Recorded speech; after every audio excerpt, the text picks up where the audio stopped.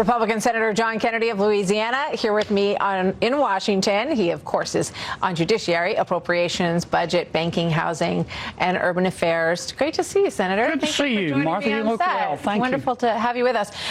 So, you know, this is obviously a little problematic for Mayor Mamdani, given the Democrat stance that it would be, you know, so atrocious for people to have, for you guys to pass the SAVE Act and have people actually have to show ID to vote.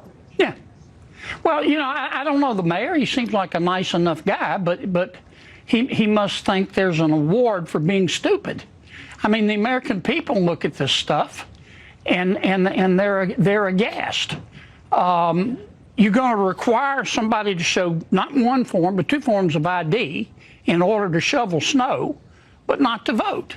I mean, it's a silly dispute. Everybody has ID. Everybody could get ID. I can tell you the way my people back in Louisiana feel about it.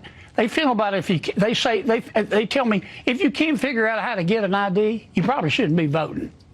I mean, it's pretty basic. Well, listen to Ken Martin, the DNC chair, on the Save America Act, because that's what this all brings to mind. Watch this.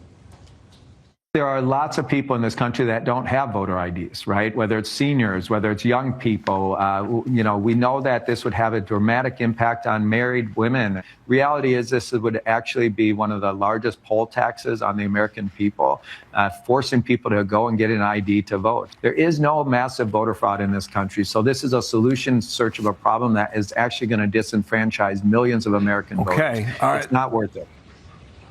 I know a lot of married women. I've never heard one tell me how hard it is for them to vote because they're a married woman.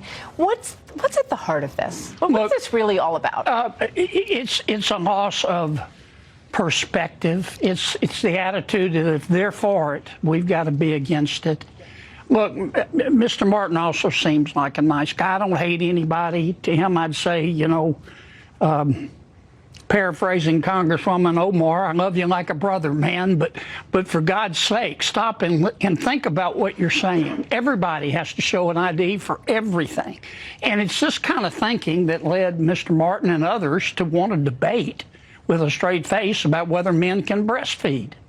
I mean, that's why the American people look at this and go, you know, back off the crank. You know, the only possible explanation for this kind of foolishness is really good drugs. I mean, it makes no sense. Let me ask you what you're expecting tonight. What do you want to hear from the president? You know, as we start to enter the midterm season here, what do you think is important for him to accomplish tonight in this speech, Senator? Well, first, there are two things, process and substance. First, process, and I say this to both my Democratic friends and Republican friends. You're there to listen to the president. You're not there to offer your opinion. Don't have a bunch of grand mal seizures. Just shut up and listen to the president. That's both sides. Number two, here's what the president hadn't asked me my opinion, Martha, but if he did, here's what I'd tell him. I'd say, Mr. President, look the American people in the eye and talk to them straight up about what moms and dads worry about when they lie down to sleep at night and can't. And they're worried about a lot of things, but one in particular is the cost of living. Another is Iran. I could go on, but don't get off on tangents.